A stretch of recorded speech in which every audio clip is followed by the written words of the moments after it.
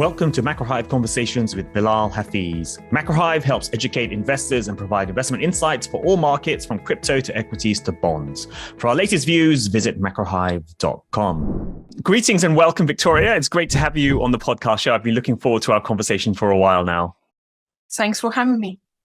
Well, Victoria, before we go into the meat of our conversation, I always like to ask my guests something about their background. So if you could tell me, what you studied at university as an undergrad, and then was it inevitable you'd end up in this academic career in finance and econ, and something about your journey up until now. So I studied economics as an undergrad, and I knew that I wanted a PhD. And I think it's a little bit of a product of where I grew up, and that was kind of the biggest achievement perhaps. So I think that as a child that colored my thoughts, and I didn't know what I'm going to do with my PhD. I knew that I can do it, and and I got my PhD in finance. And so, and where did you grow up, by the way? Everywhere. I was actually, my family's many generations born and raised in Central Asia between Kazakhstan and Kyrgyzstan.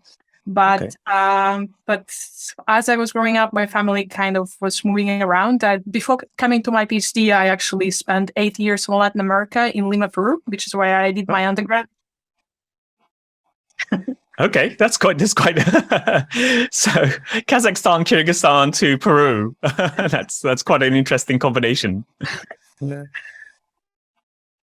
So I mean, after I did my PhD, it kind of coming with my background, I didn't have much mentoring about an academic task. But once you are I was very lucky to meet the right people as I was reflecting on the PhD career path. And once I was in the program, I kind of understood what academia was about, and I was lucky that I had a few offers, and got here 16 years ago and been on the faculty at HBS since then. Okay, great. And in terms of your specialization, I mean, how did you sort of narrow down your focus? Because I mean, obviously, there's a whole range of different areas you could have focused on. Right. So I think that I don't know if I can fully rationalize it, but I think that economics divides itself off in macro and micro, right? Yeah. So I'm definitely a micro person, and I'm good at it. I kind of enjoy the chess playing aspect of it, of everything fitting so neatly at the micro level.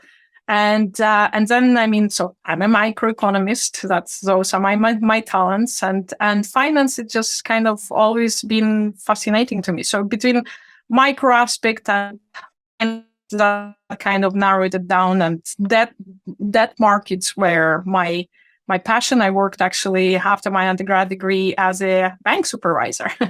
Okay. And then and of course, also coming from emerging markets, I think that most of financial markets are kind of banking, right? And so that was a finance world I've been exposed to initially, and that kind of one thing led to another. And then it kind of, as over years, it became bigger and bigger and bigger picture. Of course, debt markets are super important in the alternative space, right, for private equity, but now also private debt. And that's kind of where the progression comes from for me. Yeah, and you've become somewhat of an expert in private markets and also long-term investing as well. And I guess if we kind of go into some of these topics, one question is this distinction between short-term investing and long-term investing. Many investors say they're long-term investors, but then in reality, they're really short-term investors. So in your mind, how do you think about long-term investing, and what's the need for long-term investing, and how's that different from people investors just buying the S&P 500, say? So I do want to be clear that long-term investing doesn't necessarily mean private. That's a fair point. Yeah. Because there is plenty of examples of long-term investing or preference for long-term investing in public markets.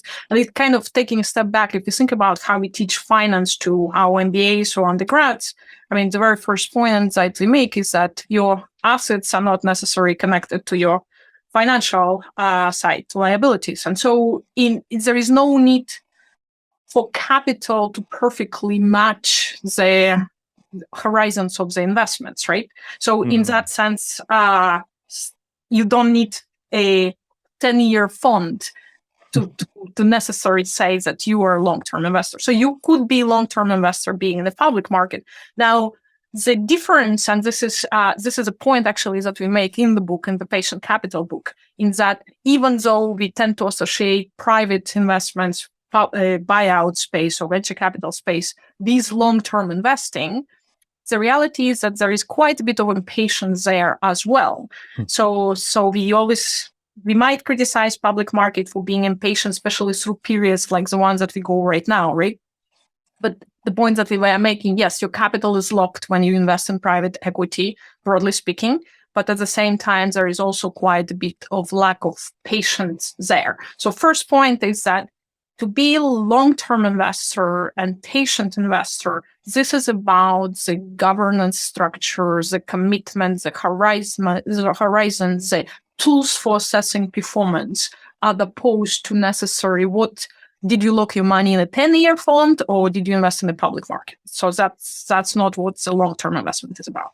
So and in the book we kind of say the good start that you lock your money in a 10-year fund, but that doesn't necessarily makes you patient. And here is a set of things that you need to think about if you're truly committed to long-term investment.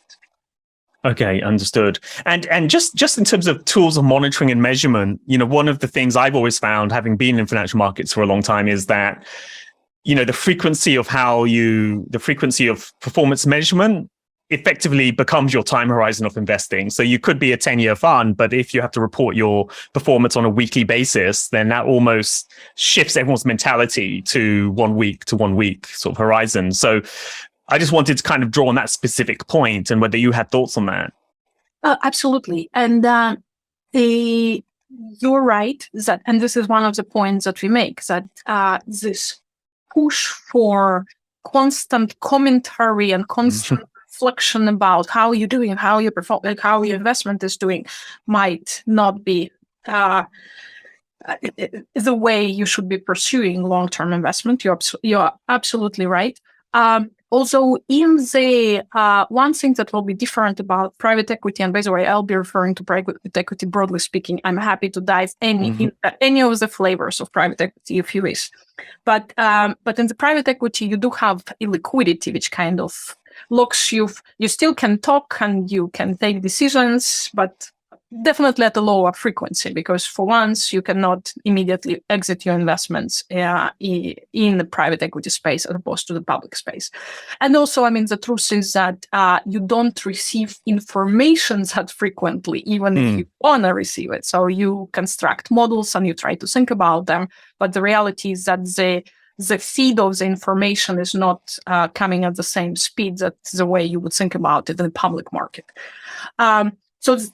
So there will be some caveats that will kind of force you away from those measures, but you're right in that still trying to, for example, it's still gravitating toward metrics that we use in public markets. It produces a lot of bad practices and just kind of takes away from the long-term horizon in the public space. So I agree that one there is one dimension of this conversation of what are the right metrics.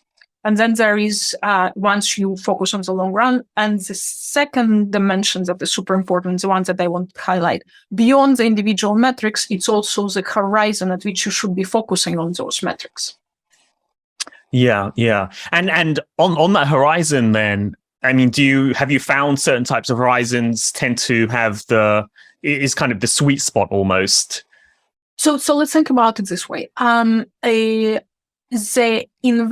investment, the average holding of in the buyout space is about 5 years. Yeah. You do not have, so it's very informative to have reasonable checks of how the firm is doing and receive their financials and think about it. But as far as this so that should be absolutely there. I'm not arguing for not reporting anything for 5 years. But I also think that if now we put ourselves in the shoes of the, say, pension funds, which is a prototypical institution in investing in this asset class, then this quarterly reports or even annual reports or even biannual reports shouldn't be informative to me to decide the strategy for commitment to this asset class. What should be the level of how am I going to allocate it? So difference, right? One is a monitoring aspect, keeping an eye on it. And again, we said that's probably going to happen at the quarterly basis. But the other one is what frequency of information is relevant for me to understanding what do I want to do with my allocation to long-term investments. Okay, that's an important, I understand. So there's an important distinction that you make there. Now, if we do go a bit more into private equity specifically, first of all, I mean, how do you define private equity? And then maybe what are some of the more popular types of private equity strategies that are held there? So a name that is being widely used is because yes, the industry outgrew its name and it's no longer often it's not even private and often it's not even equity, right? Yeah. But the term that is most frequently used as a substitute is alternatives, right? And the formal definition would be investments that are done not in traditional asset classes, such as public asset classes, or investments that are done not through traditional vehicles, such as a mutual fund, right? So that will kind of form a big umbrella of alternatives that, by the way, would also include hedge fund in it, right?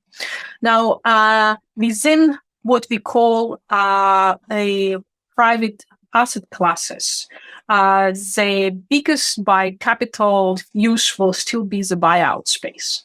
So they raise the most money and they deploy the most money. But then within the private equity proper now, it's a spectrum. It goes all the way from venture capital and early stage venture capital to large cap buyouts. And those are very different strategies. And there is gross equity in the middle. But then there is also kind of thinking about private equity versus private debt. And then there is focus strategies such as real estate or infrastructure and so on and so forth. Yeah. So that's kind of shaping the space. And again, if you're going to invest in this broad alternative asset class, it kind of becomes important to understand the differences among those different buckets. And in terms of the investors in these alternative assets, I mean, who are the typical investors? Are these sort of the pension funds, or is it high net worth individuals? I mean, who what's the makeup? That's a great question. So as of right now, the biggest bucket of investors in private equity will be pension funds, and that includes public and private pension funds around the world. Other important categories will be sovereign wealth funds, endowments, family offices, and so on. But among the list that we said, pension funds, all type of pension funds, sovereign wealth funds, endowments, family offices, that will be the bulk of the limited partners. Now, as you might be aware, one big development in the industry is kind of thinking about how to facilitate access for wealthy individuals into the private asset class. Because let's be clear, you cannot compete as a very wealthy individual. You cannot possibly compete against the pension fund, right? So you just don't have that amount of wealth. And so this has been primarily institutional market. So there is one aspect of like how to translate this for retail market, the so-called retail market. And the other things that there are like technical elements, because it's not, the fundraising is a very costly process for private equity. And obviously, if you're going to fundraise from a very broad set of investors, that the cost escalates. So currently, there are steps being done, and this is an important development that is happening and will become bigger and bigger. So retail in the future, retail meaning qualified investors, so check size probably will still be relatively large, but raising money from wealthy individuals will become a much more important trend. And we know the typical pitch about kind of backing this trend will point you out that the pool of capital sitting in pockets of individuals is way larger than pension funds, actually. So that's why it's an important trend, but it's still in its inception. And the reason for pension funds for being so active is, one is obviously they have a large amount of capital to deploy, but also presumably their time horizon is longer as well, and they can take on the liquidity premium or illiquidity premium, I suppose. That is exactly right. So one is, of course, who is allowed to invest in the asset classes, not to be taken for granted. And of course, pension funds and the inception of the private equity industry, the access of pension funds into this type of investment lines up. The regulatory changes for pension fund line up with the inception of the industry. But yes, so pension funds. The point that you make about matching of the assets and liabilities, that's a super important point. Yeah. And tell me something about the sort of history of private equity. I mean, has it gone in waves where there's been a wave of private equity growth and it subsided, and there's been another wave from a kind of historical perspective? I mean, what's the history been like? So I will. Sorry, you're very kind to plug in my book, Patient Capital, but this actually goes back to a report that I wrote last year, which is called "When the Tailwind Stops," and that kind of reflects about the macro trends and what it means for the development of the industry. So one way to think about the starting point and a traditional view of, like, if we are to reflect about the industry and its growth, you kind of say, okay, well, it's back when pension funds were allowed to invest in this asset class. This kind of jump-started the industry. And by the way, in more recent periods, we can see something similar in other markets with pension funds allowed to invest in this asset classes. It kind of jump-starts a little local industry of private equity. And then kind of you start thinking, and then we see Yale and how amazing the endowment did in investing in private assets. And so then in the book, we call it the Yale envy. So everybody tries to catch up to the amazing endowments. And so that kind of gradually we learn more about the industry and we see us doing amazing. And so the history would be explained with that. So jump started by pension funds, and then it kind of grows as people learn and see results and all of that. But the layers that I was adding to in my report is kind of saying, and there is an important part on the background in that there is a macro, and this entire 40 years is characterized by the decline in interest rate. And of course, in 2008, we hit the very bottom, the zero low bound on the interest rate. And so this kind of push from the fact that because a pension fund allocates money across a set of asset classes, and it's a relative decision to some point, right? Because I mean, it's great that there are different asset alternatives, but I mean, the expected return on asset classes matter. And so as you're looking at the fixed income, which is continuously declining, right? Especially if you introduce pressures like some state pension funds might face, this starts kind of increasingly you start looking for how you're going to generate that promised return. And private equity is being kind of a beneficiary of that, right? And 2008 was like yet another push into this industry. As rates came down, we knew that these rates are likely to stay very low for a long period of time. And so that kind of generated this search for alternatives, and private equity has been tremendous beneficiary of that. So that's kind of, you can think about this macro. So in addition to this original story of inception of the industry and then like propagation of the knowledge and understanding and seeing big returns, so the learning, in other words, you can add these factors of macro, which is kind of push you toward away from traditional asset classes and toward asset classes that might give you a little bit more yield.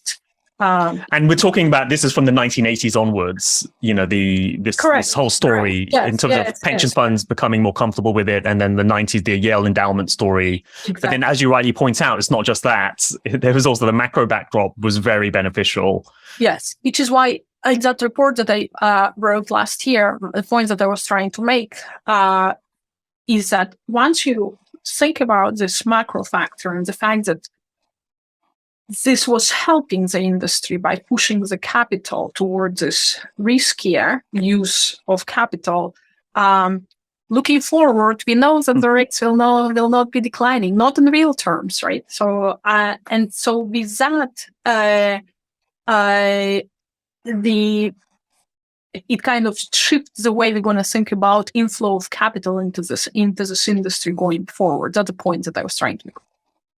And to extrapolate forward, presumably, if we are in a higher rates environment, then there'll be less capital going into private equity. But also, I imagine, does it also mean that private equity performance could be less as well going forward? I mean, is there a link between the performance of private equity? You're absolutely right. The inflow. So if you now zooming on this latest big push of capital into the private equity, which was with interest rates coming down in 2008. So then we look at what happened and we see that, the industry has doubled in size, right? And the next question you should be asking yourself, well, was it financially constrained in the first place? Because the basic of finance tell us that if they double something that wasn't financially constrained in the first place, then the returns ought to decline.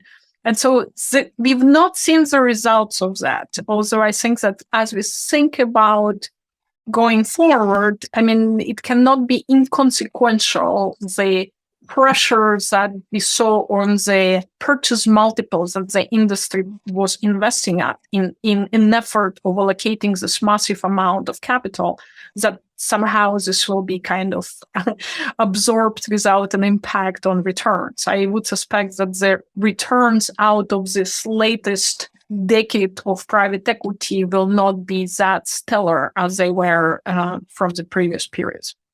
And more generally, in terms of private equity performance, I mean, studies on this has been mixed. You know, if you look back over the last 20, 30 years, does private equity really deliver a higher return than public equities? Or is it that private equity is just introducing leverage through the back door? And, you know, is there really a liquidity premium or not that you're capturing? I mean, do you think private equity is delivering something different to public equities over time? So this is where the short answer is I do. Okay, but that's reassuring to the industry. But it's not to be easily to generalizable to any manifestation of private equity, right? Okay. So here's an important point.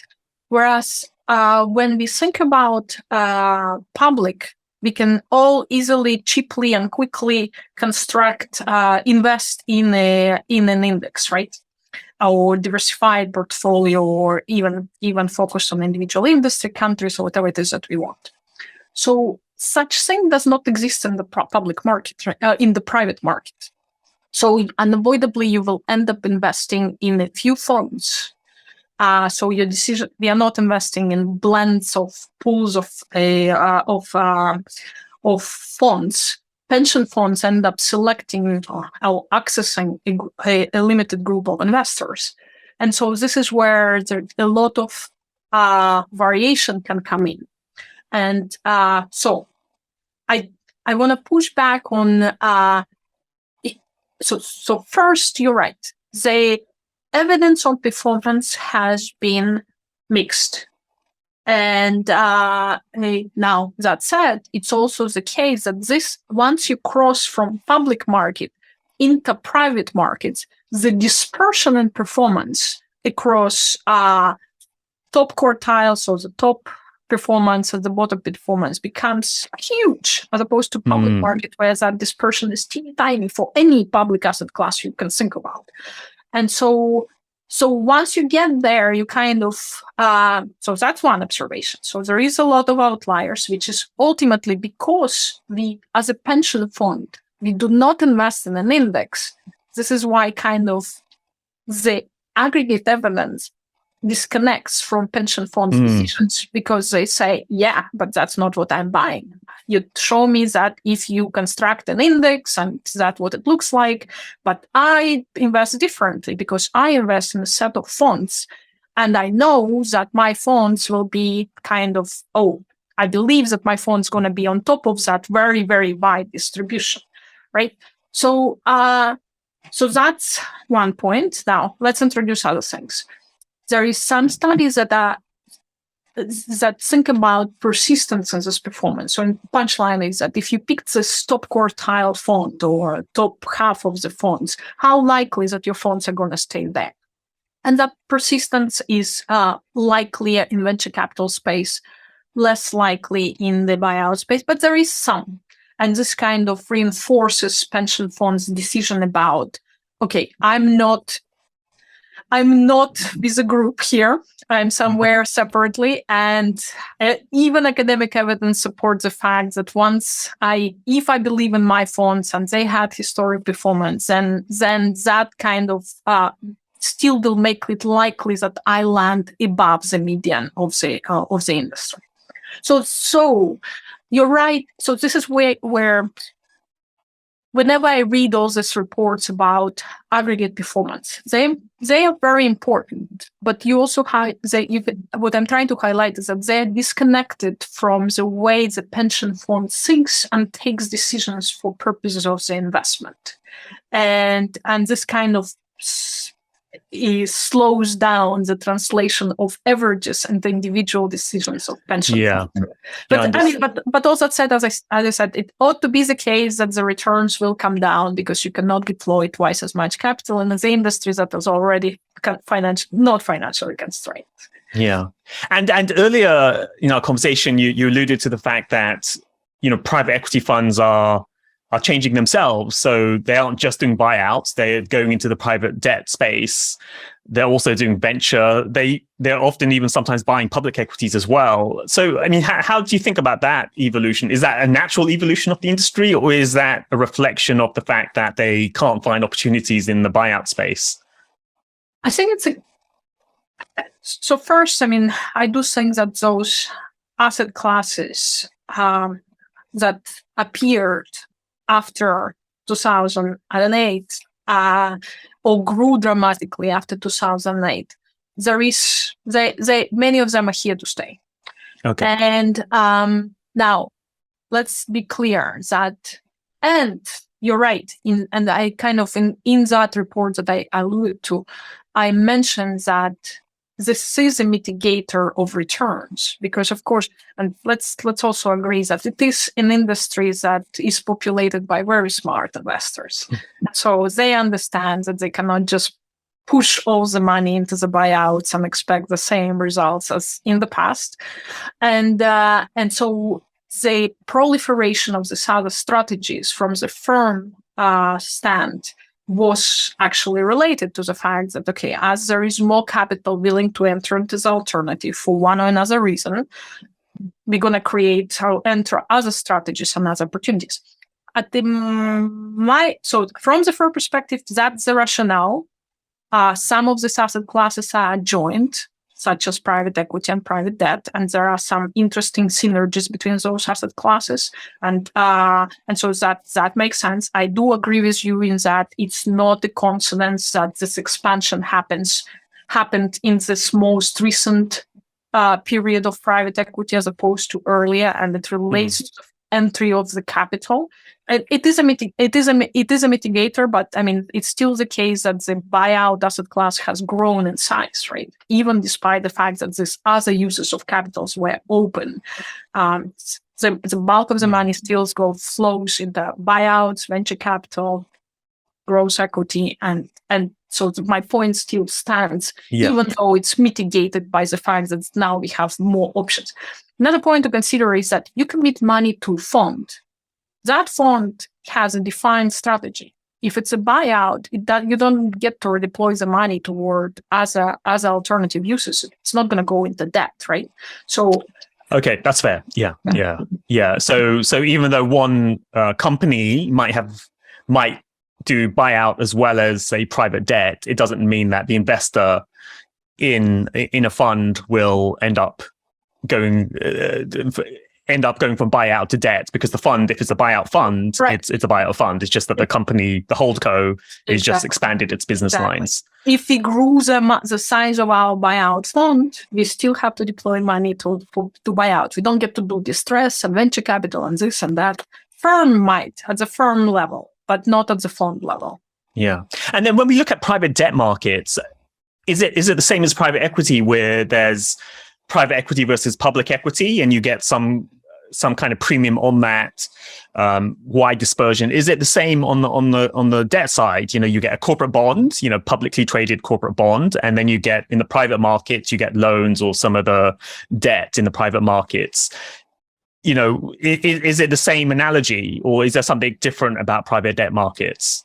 The value add is fundamentally different. So it is an interesting point, and I have not seen the numbers. Also, with private debt, there is a little, the upside is fixed, right? Yeah. Largely fixed. But so in that sense, you would not get that crazy over dispersion that we see on the equity side.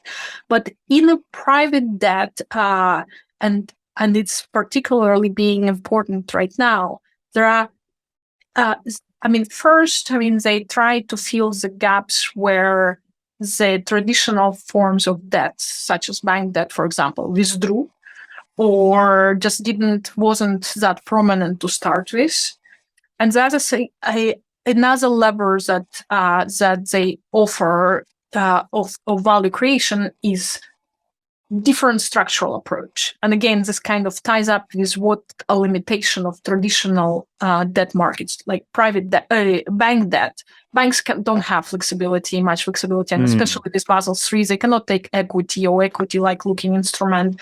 Their product is very standardized, whereas private debt, which is a more informed capital, they can give a structures and as a result, take on more risk for a company, which is, I said, right now, this private debt is particularly important because in an environment like that, like today's, where traditional form of debt dry out and it requires more thinking and more structuring, private debt gets to play a role. Okay, so that's a genuine value add case, because especially, as you say, since the global financial crisis, more regulation, bank balance sheets got constrained. Yeah. But people still needed to borrow, and if banks couldn't lend, then the private markets could come in and offer different structures to create that sort of lending, in theory at least.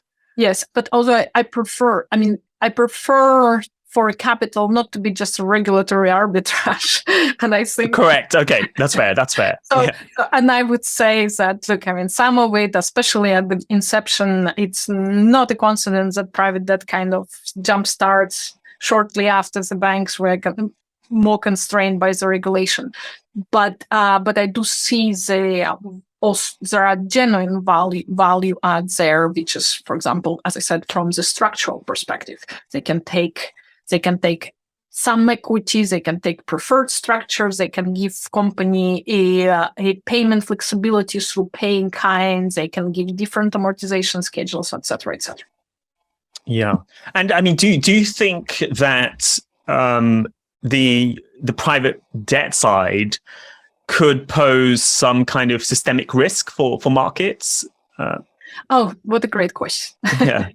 So at the moment, I struggle to pin down how it would play out. So yes, I think that. So it's a popular view, and I've been recently involved in a couple of conversations, but I'm yet to get an answer to how exactly it would happen. So yes, I agree that at the high level, so we know that there is private debt, and that wasn't there earlier.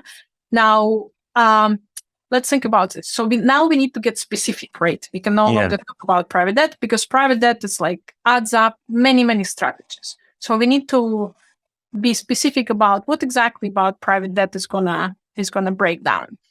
One candidate is PEVCs, so we can have a conversation about PEVCs.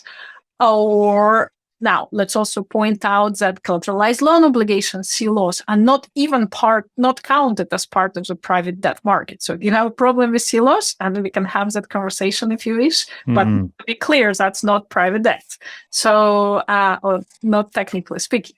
And so this is where, like, if I think about structures that are funded through BDCs, first, just explain what the PDC is. It's a business development company. It's a particular structure similar to REITs in real estate. They are publicly, they raise public equity, and they have some leverage, and they invest in debt to private companies.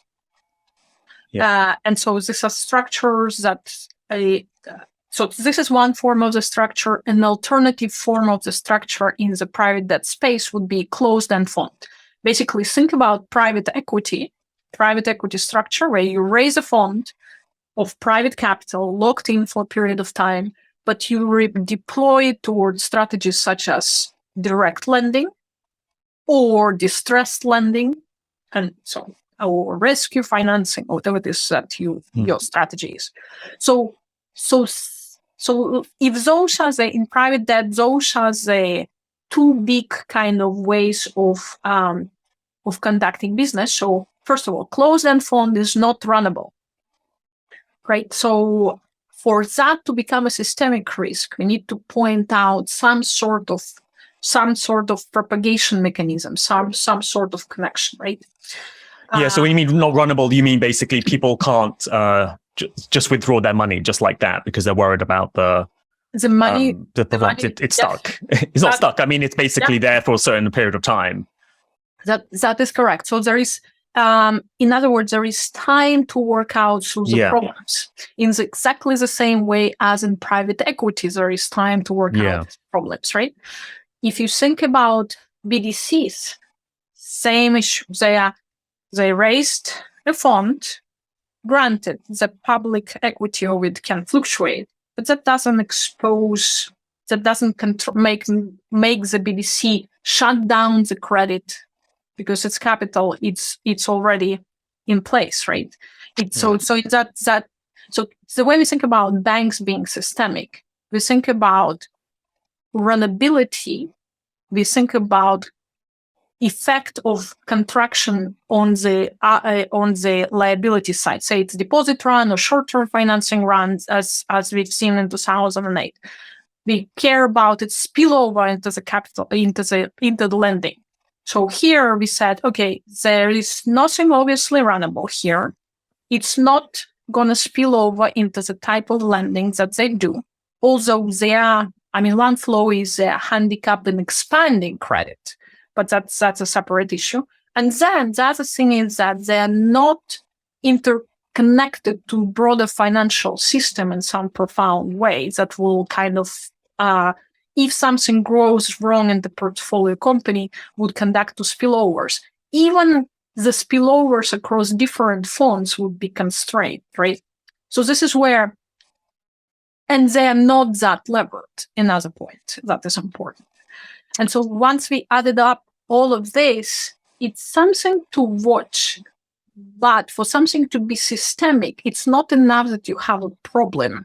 That you also need to kind of amplify that or pass it to other institutions that can take it from there. I mean, how about, I'm just thinking aloud now. So presumably there's investors in these funds or in the closed-end fund or BDC or whatever. And if these closed-end funds or BDC start to underperform, and there's some measurement of that, you get a mark-to-market loss somewhere. So is it that the people who invested in them have to then mark their investment down, and then that could induce some kind of asset liability mismatch, which they then need to call some capital back in to kind of make sure the mark-to-market loss is covered, and then you get a run at from the investor side rather than the fund side? Yeah. So it's an interesting, look, I mean, there are some possibilities out there, but let me answer to this particular, why I would not necessarily think that this is a big problem at the moment. Because typical structure of this is not funded through the, so lots of it is from BDCs, lots of it is funded with bank debt. So the leverage that they have is funded with banks. Okay. Now, banks are not mark-to-market structures, as we know. Hmm. They own the closed-end fund, which is similar to private equity.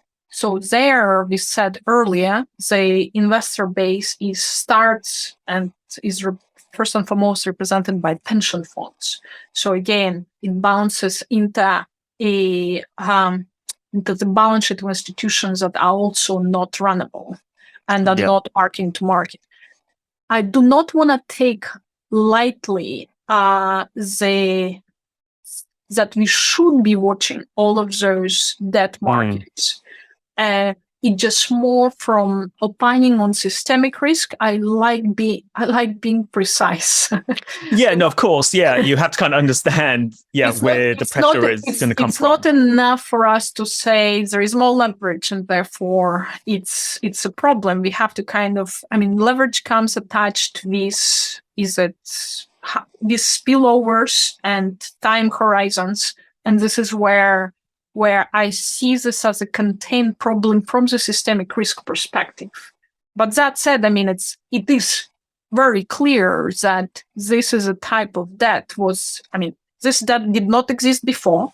It was by definition, it expands the expansion of credit supply expands into riskier space, right? That's how we offer more money, it goes into, that means we capture more risk.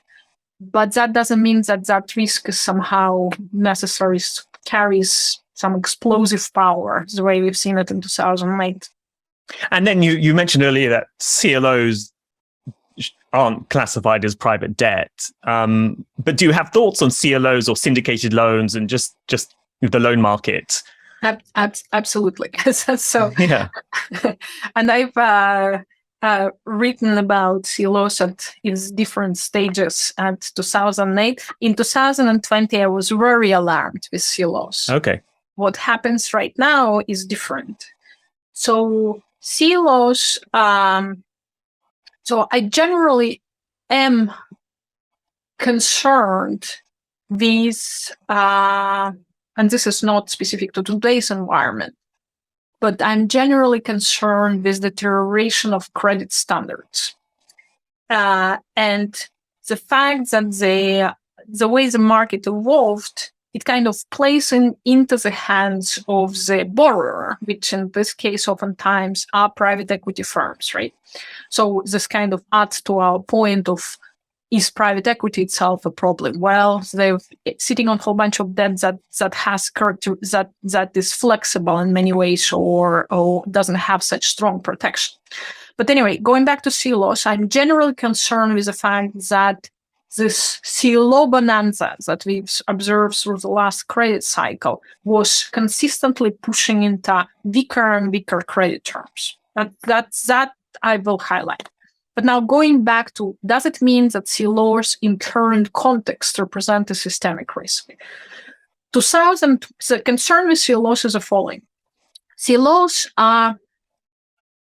they have a contracted liquidation mechanism. So the structure of the collateralized loan obligation, basically, if things don't go well, it's not unwind in bankruptcy, but instead it has a contract that will unwind it in life.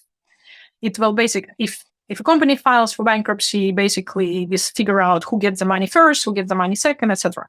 In a CLO structure, a contract writes it today. We write okay, if the portfolio underperforms, what's going to happen next? And what if a bigger chunk of portfolio underperforms?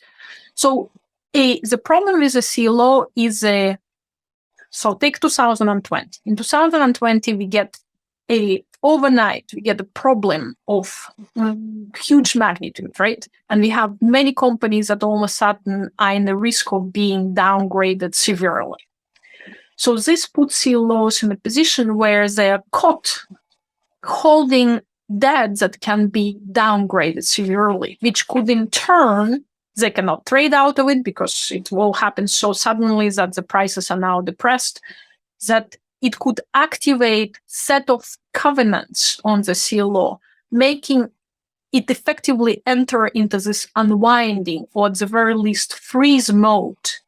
And once they are in that situation, then it's really bad for the borrowers, because now you have the chunk of your capital structure, which you need, if you're in a financial distress, you need to deal with, but you have creditors sitting, a creditor base that is handicapped. They cannot do anything. They are themselves in this unwinding. They're frozen. They're unwinding their structure by redirecting cash flow to the top layer of claims. And so that is a problem for the CLOs. It's very different when the crisis happens slowly, the way it happens right now. First of all, I mean, there is a lot of kind of maneuvering and making sure that they position themselves in such ways that it gives them flexibility to respond to the restructurings. So CLOs actually can engage in restructurings with firms, but they need to be in the mode where they didn't lose their flexibility of engaging with the borrower, right? And so as we don't have like a list of companies that are about to be downgraded, and as such, we are removed from this state of CLOs being frozen. A separate point, however, is that, well, the CLO market is down, right? So that financing doesn't exist, and right now, not in the quantities that it existed before. And the same problem is true about private debt. It's kind of hard to expand credit by much, but it does allow them to deal with the problems as they arise. There is a sharp difference between 2020 and today. I don't think that CLOs become an obstacle in being able to restructure, and time to be able to deal with your debt, as well as the fact that it's kind of spread as opposed to all the companies immediately needing the same type of restructuring, allows us to kind of work through this problem. The same way we did in 2008, by the way. 2008 through 2010, same concerns, and kind of 2 years of working it out. That was how. I spoke a lot. I see where you're coming from. I mean, but speaking to you, it seems like the outsider's fear of this big systemic crisis coming from private equity or CLOs or private debt seems misplaced, because on the one hand, you say that the runnable nature of these markets, or the lack of runnable nature, the non-runnable nature is different from, a bank, so you don't get that sort of feature. And then the other one is that, at least with CLOs, as you just pointed out, there's a speed issue, that what you need is a very sharp, abrupt collapse in growth that would kind of reduce the flexibility of the CLO structure. So suddenly everything hits at the same time.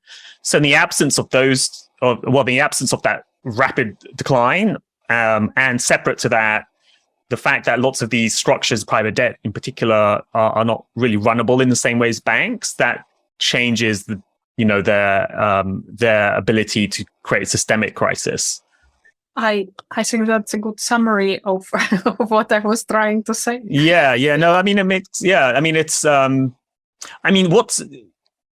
there anything that concerns you in the private markets, would you say, like that we haven't mentioned? I don't. I know it's a very popular career move to predict crises. yeah. even if it's off, but I would take the unpopular views that in today's context. And again, I'm not endorsing, this is different view from endorsing the high amount of leverage, the high multiples in the private equity industry that they were paying. And so in my world, you have to kind of separate the need for carefully paying attention to bad trends and something that kind of spread as a fire. So this element of 2008 that spread as a fire and became an ultimate financial crisis. I don't think this is a financial crisis.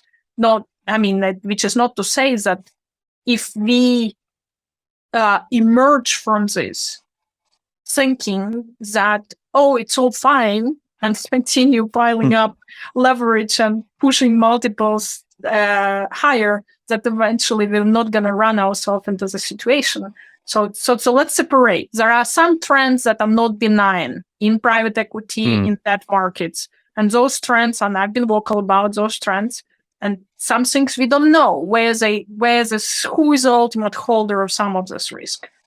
But that is a separate point from like that being an imminent kind of disaster. I think that it definitely doesn't help to have these high levels of leverage, but it kind of is something that adds to the broader problems. Fundamental problem is not coming from finance today. That would be my take. And one thing I didn't ask you about is the geography of all of this. I mean, is it really the US dominates private markets, would you say, followed a bit in Europe, or how would you say it at a global level? It's primarily US and Europe, right? That's where this, if you think about these new structures, now there is plenty of leverage that came into retail, consumer credit, but we've not been talking about it. Just to be clear, the entire conversation was focused on the corporate sector. And so if we are to think about what were the structures that were channeling this high leverage to companies, then it will be private debt, CLOs, leveraged loan market, and those primarily are concentrated in US and Europe. Okay. Bilal, one thing that is the difference between what we've seen in the past and today, of course, is inflation and interest rate pattern, right? So that is something. So you were asking me what concerns me. Now, the rising interest, of course, is not good news, and there is two layers of it. One is like, what does it mean for the industry and its future? And we touched on it earlier. And then there is more of like, what does it mean for current portfolio and current investment? And look, it's been the pattern of interest rates going up has been something that we did not anticipate, frankly. And to the degree that, so as of right now, and these current expectations of the subsequent rises in interest rates, we are still in the safe zone of interest coverage. But unavoidably, leveraged loan market is variable rate. And if for some reason the interest rates shoot up, that unavoidably can create a problem. And furthermore, in 2008, there was a big wave of refinancing from the leveraged loan market into the bond market.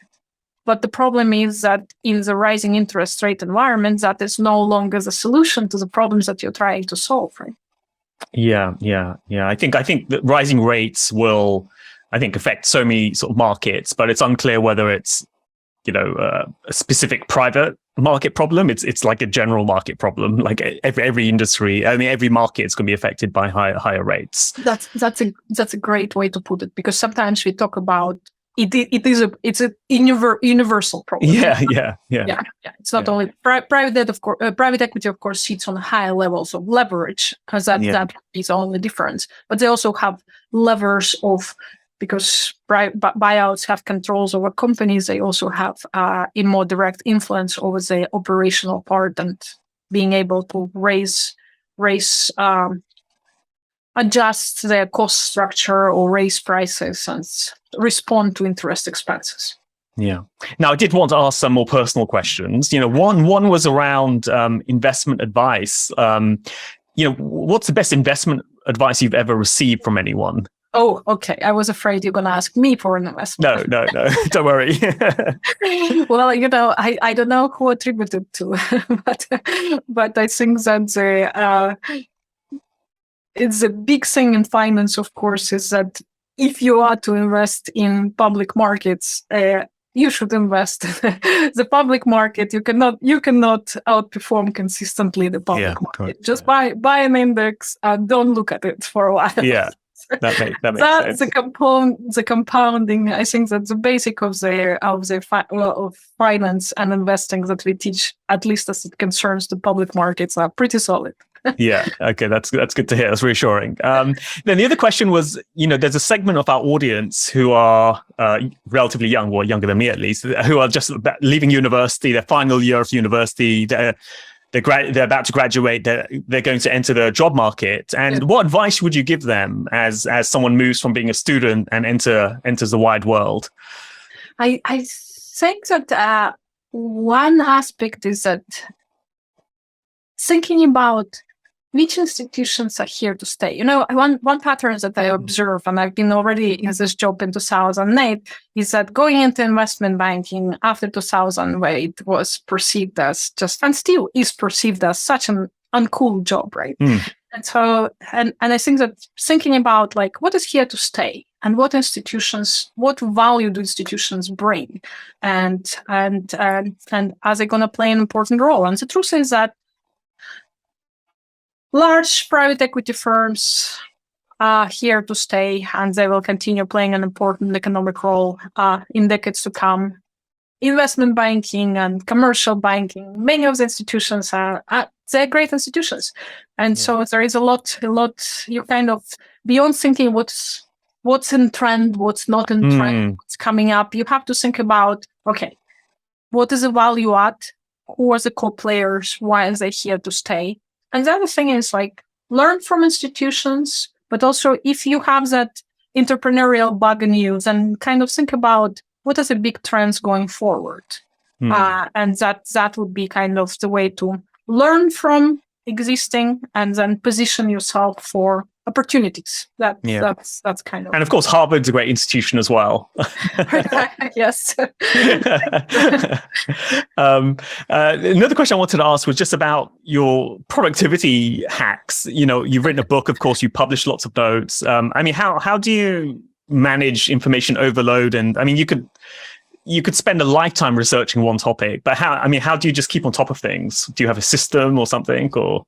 Oh, it's a system that I keep improving. By the way, talking about advice, there was one advice I got from somebody. I asked that exact question to somebody way more achieved than myself many years ago, and saying, how did you do it all? And the person told me, one thing at a time. You just focus at one thing at a time.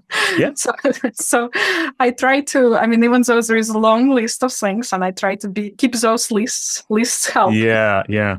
But also kind of be clear about what priorities are in a given moment, and kind of allocating time towards that. That's been working for me, at least. That's good to hear. And finally, I love books. So I always ask people for their recommendations. But are there some books that really influence you over your career, or even out in your personal life, even? And does it have to be finance? No, it could be anything. Yeah. I'm not necessarily. There will be recency bias in my recommendation, but I'm a big lover of literature, actually, and I discovered recently joy in rereading some of the books that we were forced to read as kids, like some of the classics. And it's a personal journey. You kind of realize how much you changed, and you reconnect to younger yourself. Are there any particular ones you'd highlight? Yes, absolutely. So this summer I reread War and Peace, and the war as a commentary on the war couldn't be more current. And I highly recommend those chapters where he just reflects about the politics and the social dynamic and perception. And what language did you read it in? Well, the original, but okay, you're lucky. But it's good in any language. So I actually was thinking to myself that if it would have been an op-ed in New York Times or anywhere else, it could have been as current. Yeah. So highly recommended. The commentary by Tolstoy on the society and wars and our fixation on individuals. In that case, it was Napoleon, of course. I thought it was fantastic. Okay, yeah, I'm going to have to get the book. I always feel a bit scared by War and Peace just by the size of the book, but I think I will try to get my teeth into it. Now, I just final thing, how can people follow you? If people wanted to follow your work or reach out to you, what's the best way for them to do that? So I'm in the category of incredibly easy to find. I have a website. I'm, of course, have personal website, and I'm on HBS website. I have websites through HBS.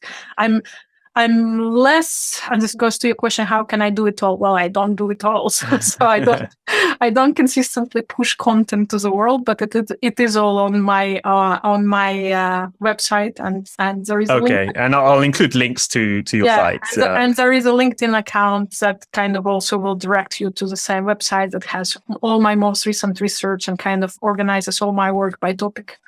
Great. Well, with that, thanks a lot. I really, really enjoyed our conversation. I learned a lot. Thank you, Bill. This was great. Thanks for listening to the episode. Please subscribe to the podcast show on Apple, Spotify, or wherever you listen to podcasts. Leave a 5-star rating, a nice comment, and let other people know about the show. We'd be super grateful.